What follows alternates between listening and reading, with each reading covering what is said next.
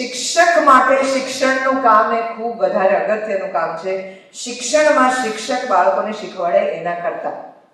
કારણ કે તમે જ્યારે શિક્ષક બનવાની નોકરી માટે શિક્ષણ લેતા હો એ બહુ અલગ છે એકવાર શિક્ષક બની ગયા પછી શિક્ષણ તરફ પાછા જવા કરતા.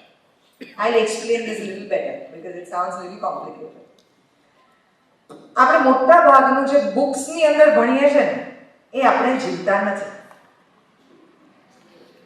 તમે જે પુસ્તકમાંથી ભણાવી રહ્યા છો એનાથી જિંદગી નથી જતી, એનાથી રોટલો રળાય છે. અને આપણે બધા એકબીજાને જ્યારે કહેતા હોઈએ, તમે શિક્ષક હોવા છતાં પોતાના બાળકને જ્યારે કહેતા હશો કે એને ભણવું જોઈએ, એની પાછળનો પર્પસ શું હોય છે? કે એને એક સારી નોકરી મળે, એ સારું કમાઈ શકે.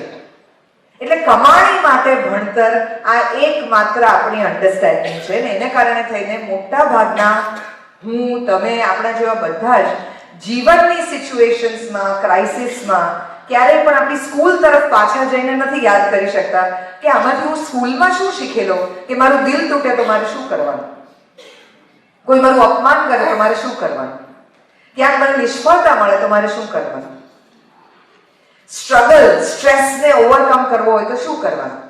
સ્કૂલની અંદર આપણે આ નથી શીખવતું, પણ સ્કૂલની અંદર શિક્ષકો પાસેથી ઇનડિરેક્ટલી આ શિક્ષણ મળી શકે એમ છે અને હું એનો જીવતો જાગતો દાખલો છું. તો મારે તમારી સાથે એ મારા અનુભવો શેર કરવા છે કે જે મને શિક્ષકો પાસેથી મળ્યા છે પણ પુસ્તકોમાં છપાયેલા નહોતા.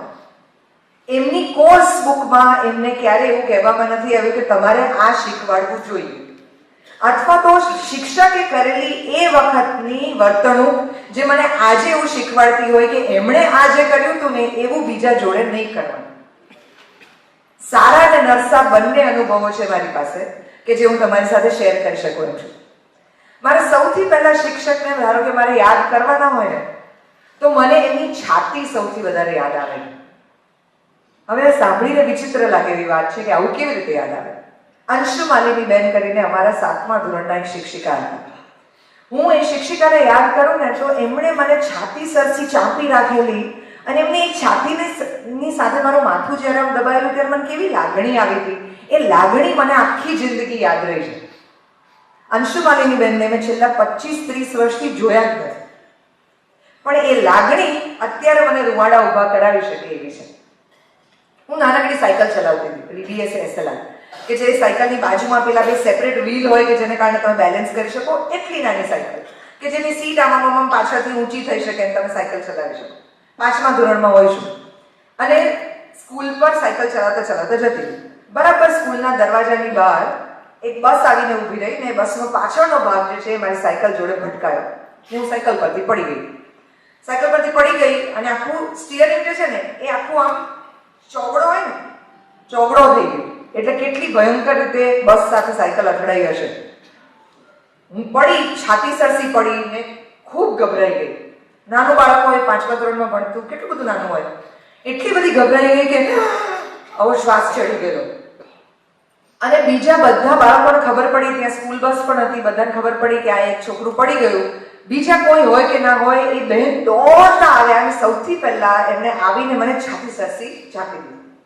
કોઈ કઈ વાત નથી કરી મારી સાથે, કશું જ નહીં. અને 2-5 મિનિટ સુધી એમને એમ ઉભા રહ્યા. ભયને મારી અંદરથી કેવી રીતે બહાર કાઢી શકું એના માટે સૌથી સરળ રસ્તો મારા માટે કયો હોઈ શકે એ મને સમજાયું કે હું ક્યારેય પણ ડરી ગયેલી હોઉં, ખૂબ ગુસ્સે હોઉં, ખૂબ દુઃખી હોઉં, જો મને કોઈ ટાઈટ ભેટી લેશે ને તો મારી અંદર એની જિંદગીનો એવો સંચાર થઈ શકે એમ છે કે જેને કારણે મને એમ લાગે કે હશ, બધું સારું છે. તમારા બાળકો સાથે તમે આ કરી શકો છો.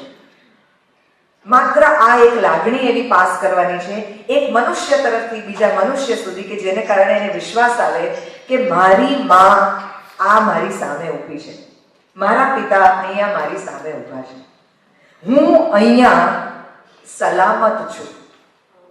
શાળામાં સૌથી પહેલા બાળકને જે ફિલિંગ જોઈતી હોય છે, જેના માટે એને ઘર છોડીને સ્કૂલ નથી જવું, એ જ હોય છે કે એને એવું લાગે છે કે હું ત્યાં સલામત નહીં હોઉં, બધા નવા લોકોની જોડે હોય છે, મારું ત્યાં કોણ?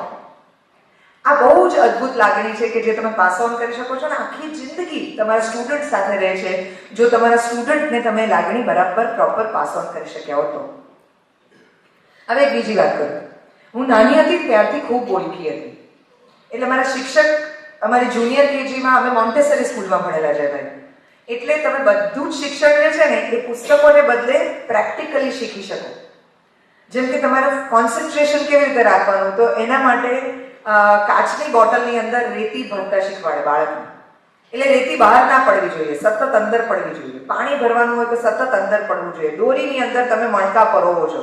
નાનું નાનું બાળક જ્યારે આ પ્રકારના પ્રયત્નો કરે છે ત્યારે એ ચીવટ શીખે છે, એ ફોકસ શીખે છે, એ કોન્સન્ટ્રેશન શીખે છે.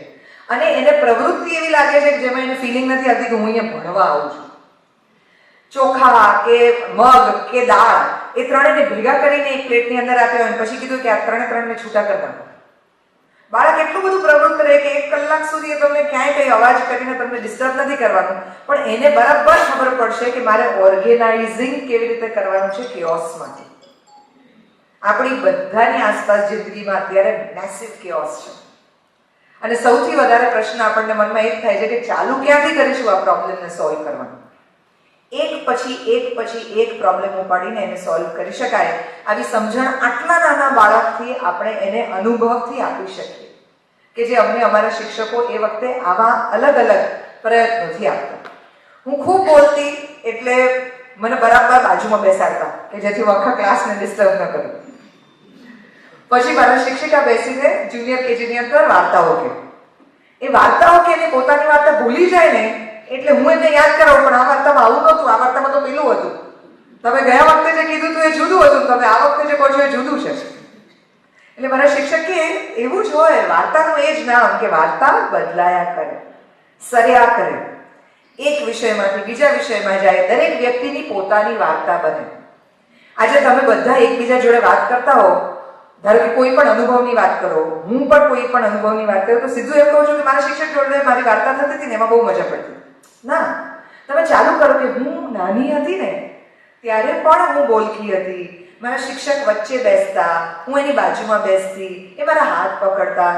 આ બધું તમારા મનમાં એક પિક્ચર બને છે કે જે તમે અત્યારે જોઈ નથી રહ્યા, પણ તમે જેટલા બેઠા છો એ બધાના મનમાં મારા શિક્ષક જુદા દેખાય છે. હું નાની હોઈશ ત્યારે કેવી દેખાતી હોય છે, જુદી દેખાઉં છું.